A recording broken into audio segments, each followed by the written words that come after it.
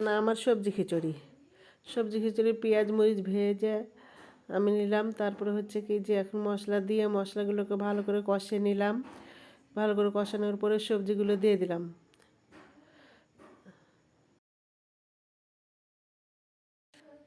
সবজিগুলো দেওয়ার পরে সবজিগুলোকে ভালো করে কষিয়ে নিব।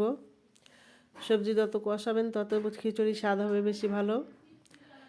এই যে আমার কষানো হয়ে গেছে সবজিটা।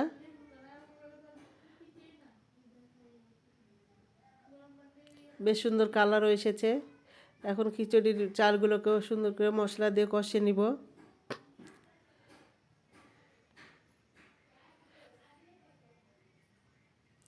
তারপরে চালের ভিতরে কষানো সবজিগুলোকে দিয়ে দেব।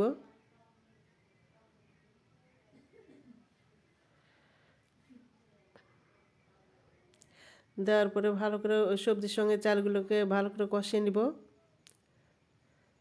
আমার প্রায় কষানো হয়ে গেছে।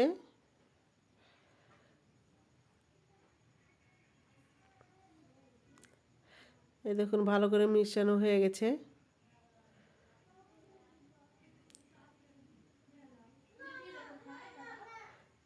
এখন আমি পানি দিয়ে দেব।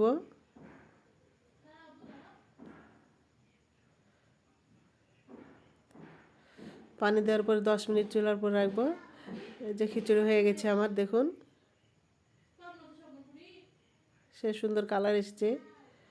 তো আসসালামু আলাইকুম। আমার ভিডিওটি যদি ভালো লেগে থাকে একটা লাইক সাবস্ক্রাইব অবশ্যই দিবেন, একটা শেয়ার করে দিবেন আর ভালো ভালো কমেন্ট করে জানাবেন।